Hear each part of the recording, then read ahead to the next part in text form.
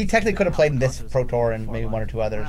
He started that summer. Definitely. Right, yeah. Michael Lecanto. But it's funny because I remember you said before you started, you go, I want to play in Worlds. And one last hurrah, then I'll start. And you went out with a bang. That was a good. That was exciting. Now, do you think he'll play? I remember the picture of you in the mana pool, like surfing in a mana pool. What do you think's going to happen now? Well, he could play the land and play the Fountain of Youth.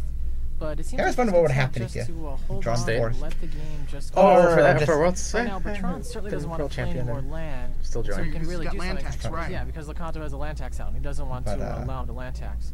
So what game are we in? I lost track. I think we're in Game 3. Are we in Game 3? I think we just had the It's Armageddon. That's Armageddon. That's Armageddon.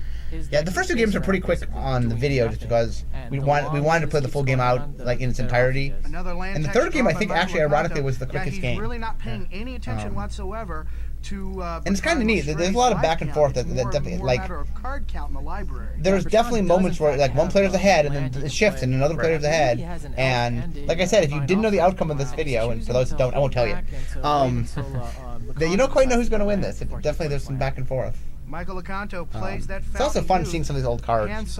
Like I haven't played with some of these cards so long. Like I said, Land Tax I have a fondness for. Control Magic I actually have a fondness for. We don't let you steal things that cheaply anymore. Incredible.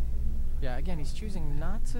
I think it looks like he's trying to decide. Here's another funny story. You remember this one? So we do promotional pictures. So we decided that we invited a bunch of players that we thought were good. So the day before, we took a bunch of people that we flew you out right to the first PT, didn't we? That's true. Yeah. I really think yes, because I think we had the short list, and there were guests that got invited, and the special guests that we flew out. And you were one of the special guests, and they took you for photo ops. Remember this? Yes. Out on the ferry. Yeah. And there's a great shot of you and Justice playing on the ground of the ferry, playing Magic on the ground.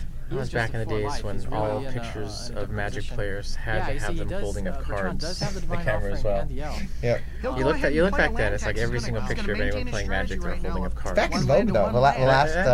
Well, it's funny. Some of the people were doing that in their Pro Tour player cards. Yeah. Well, it's because of the coverage of the last Pro Tour, like the top 8, each person holding like the key card for them, holding it up. In fact, the classic one is Spin Magazine did an article, and the article was focused on Stephen O'Mahony Schwartz and John Chinnock, and it was crystal clear that now Steve, for example, they really wanted to sort of play up the stereotype. And the funny thing is that Steve very much plays into the stereotype, and John very much plays against the stereotype.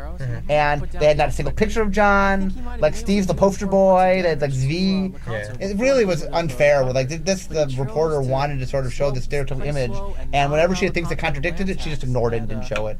That might wind up costing him the game. All right, little update. But it's fun watching the coverage. The coverage has changed a lot. I remember with the Pro Tour, we were trying, like one of the points of the Pro Tour is the marketing vehicle, right? To get people to sort of, explain what Magic is and sort of say to people, look, there's people making a lot of money.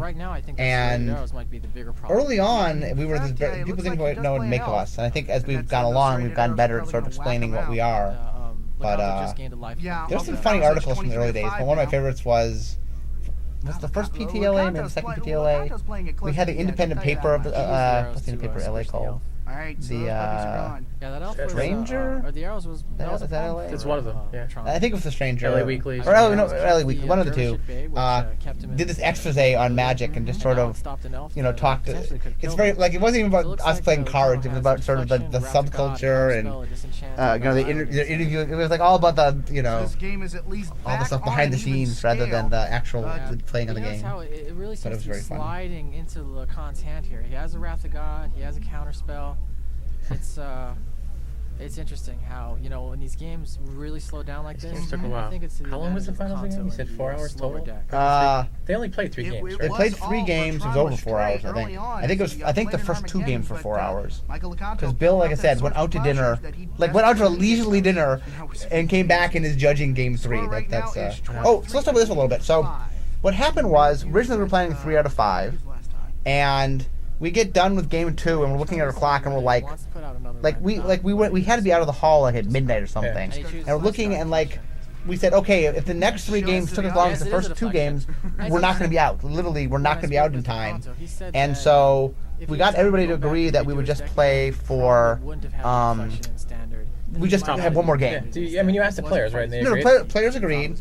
As they explained on the tape, they actually split the money. Right now But they were playing for the title, which ironically was probably a pretty big deal because the first Pro Tour. And so they played for the title. And the last game was the quickest of the three, although even this game took an hour. The elf is really just going to be offset by the Fountain of Youth. So Patron the Stray never got 100 but he has points, the disenchant, and it wouldn't surprise me to see. I don't know. Is that on the ballot? I don't think he's on. Yeah, he's not on the ballot. So I don't think he quit early. He only played the first season or two. In fact, it's funny because he got invited to the first Invitational, and he had quit the game, and it's free trip to Hong Kong. Okay, take the cards out of. In fact, him and the other guy named Emil Feldman, who was a 3-time Swiss national champion, also got invited because we were trying to find some non-Americans to invite. And he was the only three-peater we had. And he wore some crazy suits. Yes, and literally he's free trip to Hong Kong. He ended up coming in last because he did zero preparation. Oh, here's a funny Patron story. So in the Invitational, one of the formats we did was called. I guess we call it backdraft, where the idea is draft the worst deck you possibly can, and then when you play your opponent, you swap decks. So in the whole tournament, Bertrand only won 3 games, and the 3 games he won were that format. And our joke was that no one told him it was backdraft. God, that's mean. Not necessarily. Now, to be fair, Lestray was a good player in his day, just he had given up the game, so he was completely unfamiliar with the cards. And an important spell to cast. So it's kind of fun. I mean, I don't know. I mean, Emil obviously won Swiss National a bunch of times, so I can't speak for Emil. But Lestray in his day, especially in '94, even here, he was very good. In fact, there's a running joke for a while because what happened was Lestray came in second in '94. Hernandez, who's also from France, came in second in '95. Then Lestray came in second, and there was this running joke for a while. The French couldn't win; that they just came in second. And it wasn't till San Diego with Merengue, Fred Merengue, that finally broke the French Pro Tour curse, if you will, and finally had a Frenchman came in first. And then since then, I think Antoine Royal, I think, has won a Pro Tour. Livy came in second, but that doesn't help Christopher. That's going to up his life count to. But it was a running joke for a while. There were a whole bunch of seconds that were, French seconds. Oh, yeah, the brush line to do it, so it this didn't help the cause. But the thing is, In fact, I felt bad for Bertrand. There had only been 3 major Magic tournaments ever. He came in second in 2 of them. Which, ironically, probably means it's the most impressive stat of all. But not to win it. I always felt bad for the pro players, like Justice, Ben Rubin. There's a bunch of players who were good and made the finals of 2 different Pro Tours and lost both of them. Oh, made the finals. The finals. Just to come in second twice is kind of. There's only a handful of players that have done that. More than I named, but those are the 2 first ones to do it. So, wouldn't surprise me to see one of those get. I'll go on the record. Yeah, speaking of which, there it goes. He's getting those fair enough. I mean, when you look at the number of top 8s he had versus the number of Pro Tours he played. Yeah. He had 4 top 8s and he played. It's very impressive. 18 something. Yeah, very few Pro Tours that he played in. He top 8'd a lot. Yeah. It's conceivable that. And like you said, I mean, he definitely was right. When this video was going on, he was the first. He was the man. He was the first superstar. I mean, I think Ule to me was the first sort of Pro-Tade made superstar. Because Justice kind of walked in from World sort of being a superstar. But he really was, I mean, in my mind, there's really only a couple people that have ever sort of dominated the Pro Tour so much. Everyone said, okay, this is the best player. I mean, Justice did it. I felt like Roddy did it. Obviously, Finkel and Buddha both did it. But it's a handful of people. It's hard to be that good that everybody's okay, look, he's the best guy. That's it. So. And the best part is each time, and Buddha probably ended this cycle, but Justice did it was pretty good. And then Uli would do it, goes, wow, even better than Justice. Then Finkel, even better than Rade. And they're like, Buddha, even better than Finkel. But after you win 7 Pro Tours, but maybe I'm not sure if the next one's going to. We've not passed Kai yet. No, I mean, there's definitely some really good players. Although I don't think after Kai there's anybody who definitively every single person would say this is the best guy. I mean, there's a couple of contenders, obviously. But and maybe in modern Pro Tour it's hard. You know what I'm saying? In order for that to be true, the top guy has to be so much better than number 2 that everyone goes, okay, look, Right. And you almost have to kind of do what Kai did, where just you just keep winning. And it's very funny because I remember I would tease Randy because after he won, Kai won his second Pro Tour. I'm like, okay, is he the best player ever? And Randy's like, I don't know. And I go, what does he have to do? And he goes, well, if he wins the next Pro Tour, and then he wins the next Pro Tour. Yeah. I was like, okay, now he's the best player ever. I'd say that it's better to wait until your opponent's turn to cast Swords of Plowshare. It's fun. I love looking back at all the sort of all the stories and the casting the Armageddon. If he has it, I still haven't decided on my vote yet. No, you will have no creatures. Or not. Don't even think about casting. For me, it's more a matter of like how what was the longevity?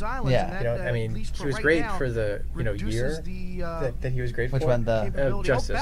But the fact that he basically left. Just play 18 is like 4 years. The third match. I mean, it's short given that. I agree. I like longevity too, but I don't know. I'm such a sort of Pro Tour historian fan that like just the second game we saw playing a role that meant something to me is kind of really important. The presence. Yeah, the presence. So I mean, like one of the things I liked about Roddy, one of the things I wrote for Roddy last year was like I was doing this thing of Pro Tour first, and like literally Roddy like European superstar. Yeah, Roddy was like half of them. Like the first guy to first Pro Player of the Year. Okay, first non-American to win, first guy to win 5 Pro